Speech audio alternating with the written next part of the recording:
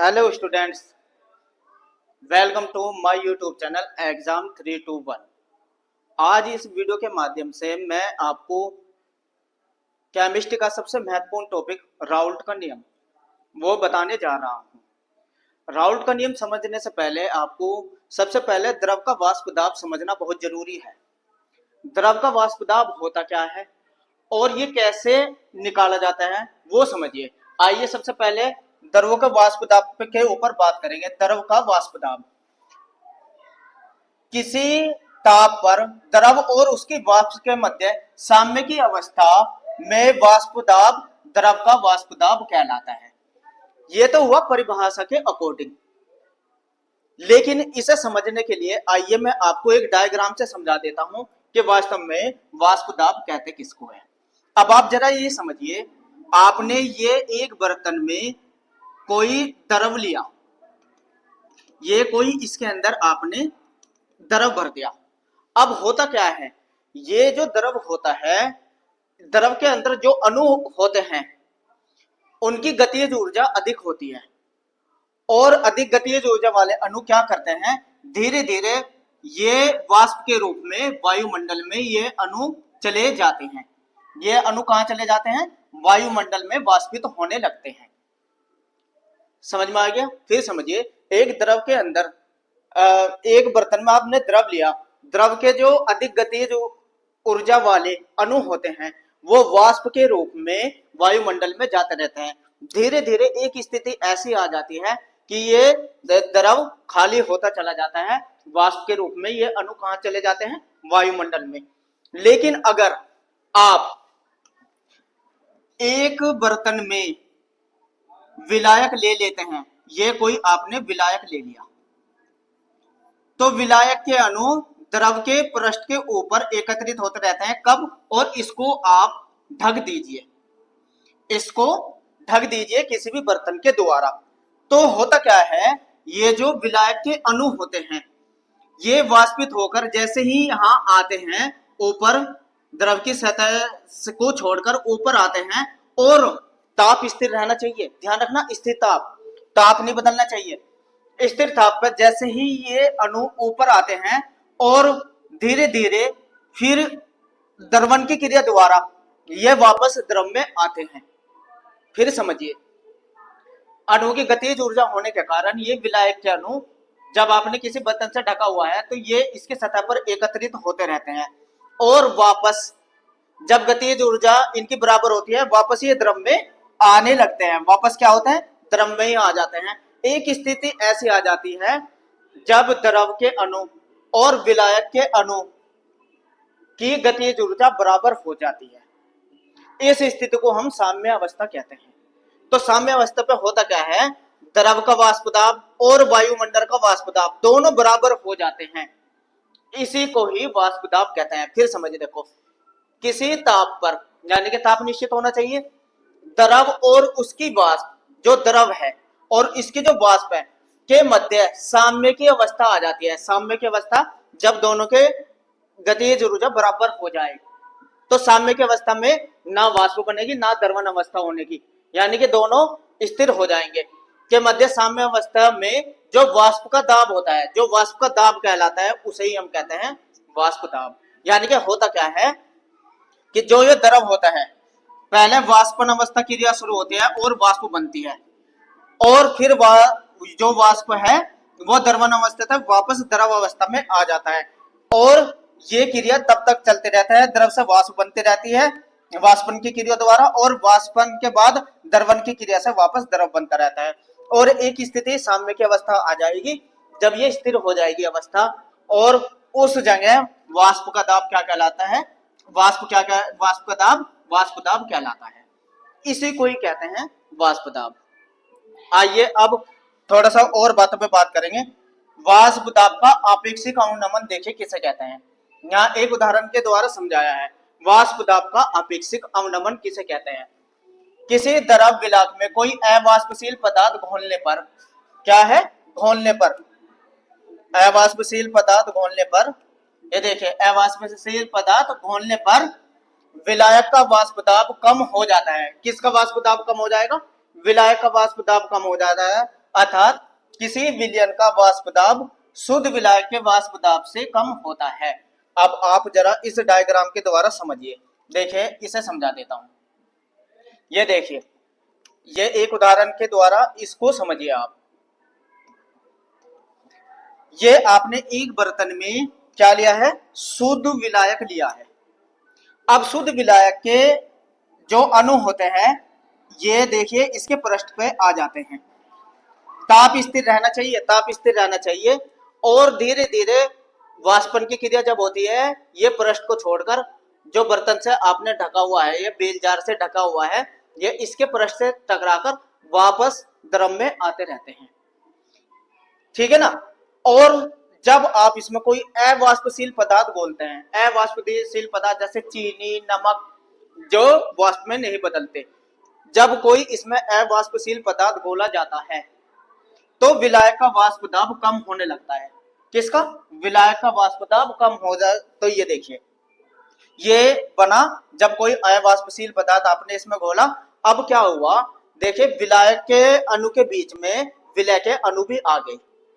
तो विलायक के जो अणु थे, जो वाष्प बन के जा रहे थे, उनका पृष्ठ, उनका जो विलय के कणों ने उसके पृष्ठ को बीच बीच में घेर लिया। तो अब विलायक के अणु वाष्पन क्रिया बहुत कम होगी, यानी कि विलायक के अणु बहुत कम अवस्था में ऊपर पृष्ठ पे वाष्प क्रिया होती है। देखिए यहाँ विलायक के अणु अधिक मात्रा में है क्योंकि स्पेस पूरा मिला हुआ है। लेकिन जब अवाष्पशील पदार्थ कोई घोल देते हैं इसके अंदर, तो विलायक के अणु भी उसके पृष्ठ पे आ जाते हैं, और विलायक के जो विलायक होता है उसके अणुओं को बहुत कम स्थान मिल पाता है। इसलिए क्या कहते हैं, विलायक का जो वाष्प दाब होता है जो अधिक होता है, और विलयन का वाष्प दाब कम होता है।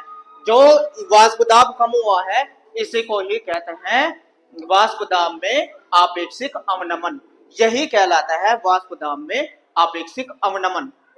जो अवाष्पशील पदार्थ घोलने पर कमी आई है इसके वाष्प दाब में, किसके? विलायक के वाष्प दाब में जो कमी आई है अवाष्पशील पदार्थ को घोलने पर, वही विलयन का वाष्प दाब में आपेक्षिक अवनमन कहलाता है। राउल्ट का नियम भी इसी पे डिपेंड करता है। आइए राउल्ट के नियम को समझते हैं।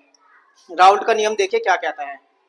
देखिए ये कहता है, यदि किसी ताप पर शुद्ध विलायक का वाष्प दाब P0 और विलयन का वाष्प दाब PS, ये PO है, ये PS है, तो वाष्प दाब का आपेक्षिक अवनमन कहलाएगा PO माइनस PS बटे PO। वाष्प दाब का आपेक्षिक अवनमन कहलाता है। ये याद रखना, ये हो जाता है। अब देखिए राउल्ट का नियम क्या कहता है। राउल्ट का नियम को समझिए। राउल्ट का नियम देखिए क्या कहता है। यहाँ देखिए, इस राउल्ट के नियम को समझिए। इस नियम के अनुसार वाष्प दाब का आपेक्षिक अवनमन विलयन में विलय के मोल प्रभाज के बराबर होता है। जो वाष्प दाब का आपेक्षिक अवनमन होता है, जो कमी आई है, वो विलयन के मोल प्रभाज के बराबर होता है।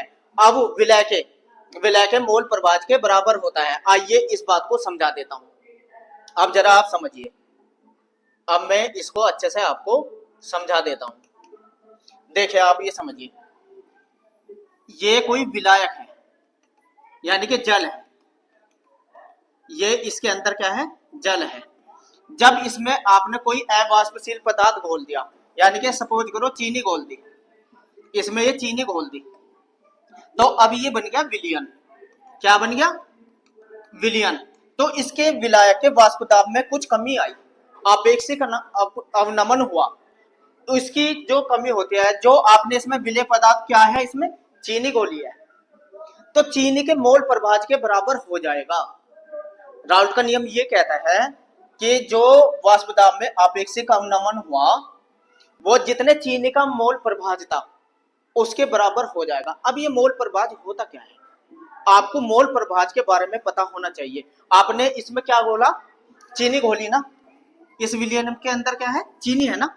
अब चीनी का मोल प्रभाज कैसे निकालेंगे? अब आप देखिए, चीनी के मोल तो रखिए ऊपर और इसे भाग दे दीजिए विलयन के टोटल मोल से, यही मोल प्रभाज होता है।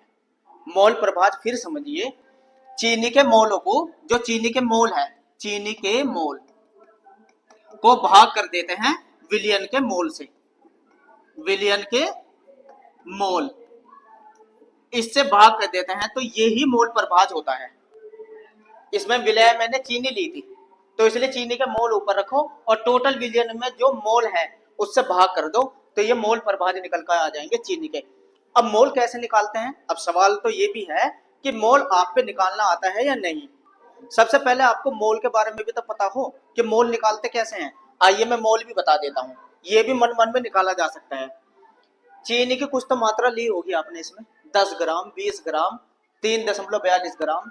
तो जो भी मात्रा ली है, मात्रा जो आपने ली है उस मात्रा को जो विलय पदार्थ है उसी के अनुभार से भाग कर दो तो ये मोल निकल के आ जाते हैं। ये मोल निकल के आ जाते हैं। देखिए कैसे। चीनी सपोज करो आपने 3.42 ग्राम ली। चीनी कितनी ली? 3.2 ग्राम। ठीक है। और अब तो मात्रा कितनी ले ली आपने? 3.42। ये ग्राम मात्रा देख ली। आप वो चीनी का अनुभार निकालिए। चीनी का जो सूत्र होता है C12H22O11, ये चीनी का अनुसूत्र होता है। इसका जब आप अनुभार निकालेंगे तो 342 आ जाएगा। 342 आ जाएगा। तो 342 से इसे भाग करेंगे तो ये हो जाएगा 0.01। ये मोल आ जाएंगे। इस तरीके से ये मोल आ जाएंगे। अब टोटल इसी तरीके से विलयन के मोल निकालिए। विलयन में क्या कहता? जल और चीनी। तो जल के भी मोल निकाल लीजिए और चीनी के भी मोल निकाल लीजिए, उससे भाग कर दीजिए तो मोल प्रभाज निकल के आएंगे। देखिए कैसे। राउल्ट का नियम ये कहता है विलयन का वाष्प दाब का जो आपेक्षिक अवनमन होता है, वाष्प दाब का आपेक्षिक अवनमन क्या होता है? विलायक के वाष्प दाब में से PO, माना ये विलायक का वाष्प दाब है PO, इसमें से विलयन का वाष्प दाब घटा दीजिए PS, S मतलब सॉल्यूशन। विलायक के वाष्प दाब में से विलयन का वाष्प दाब घटा दीजिए और भाग कर दीजिए इसे विलायक के वाष्प दाब से। तो यही कहलाता है आपेक्षिक विलयन का आपेक्षिक अवनमन। और ये किसके बराबर होता है?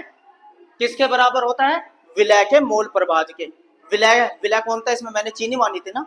तो मोल प्रभाज यानी कि N/N+N। यही राउल्ट का नियम है। यही राउल्ट का नियम है।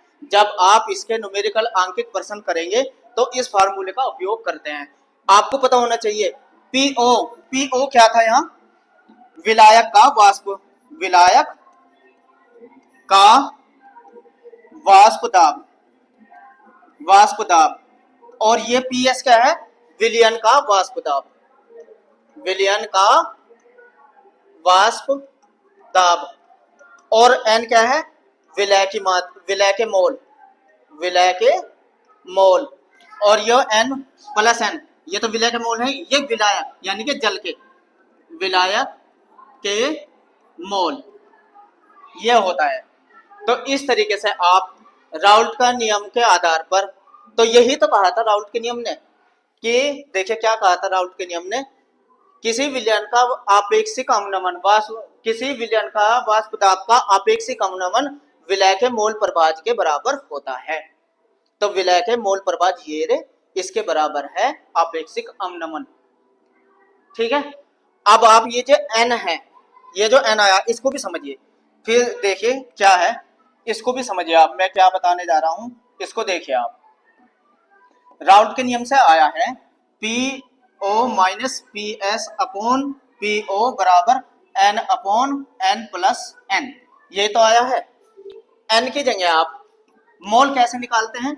मोल निकालने देखिए W/M, यानी कि विलय की मात्रा, चीनी की जो मात्रा है वो अपॉन M, और बटे इसे भी लिख सकते हैं W/M प्लस बड़ा W/M। तो ये भी बन सकता है सूत्र PO-PS/PO बराबर।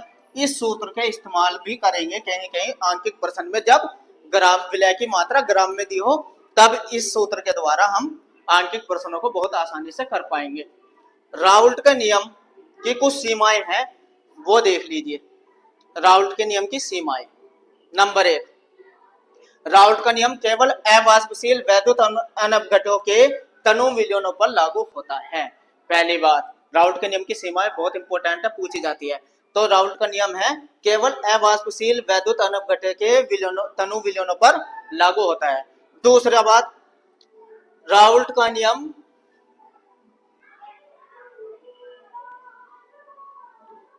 ये समझिए, राउल्ट का नियम केवल उन अवाष्पशील पदार्थों के विलयनों पर लागू होता है जो विलायक से रासायनिक अभिक्रिया नहीं करते।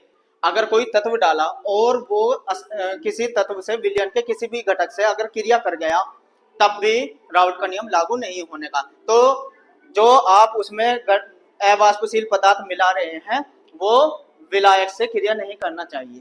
तीसरा, यह नियम केवल अवाष्पशील पदार्थों के विलयनों पर लागू होता है। केवल अवाष्पशील, अगर कोई ऐसा तत्व आप मिला रहे हैं जो वाष्प में अपघटित हो रहा है, उस पर राउल्ट का नियम लागू नहीं होने का। ठीक है ना। नेक्स्ट, जो पदार्थ विलयन में संगुणित हो जाते हैं उन पदार्थों के विलयन भी इस नियम का पालन नहीं करते। यानी कि अगर उसमें घुल जाते हैं, संगुणित हो जाते हैं, तो राउल्ट का नियम भी उस नियम का पालन नहीं करेगा। नेक्स्ट, वैद्युत अपघटकों के विलयनों पर राउल्ट का नियम लागू नहीं होता। वैद्युत अपघटकों के विलयनों पर भी राउल्ट का नियम लागू नहीं होता। यह हुई राउल्ट के नियम की सीमाएं। तो ये पढ़ा आपने इस वीडियो के माध्यम से वाष्प दाब, राउल्ट का नियम वाष्प दाब का आपेक्षिक अवनमन किसके बराबर होता है? विलय के मोल प्रभाज के बराबर होता है। यही राउल्ट का नियम था और राउल्ट के नियम की सीमाएं। मेरी नेक्स्ट वीडियो में आप राउल्ट के नियम के आधार पर जो आंकिक प्रश्न पूछे जाते हैं वे समझाऊंगा। तो मेरी वीडियो देखने के लिए और मेरे साथ जुड़े रहने के लिए थैंक्स।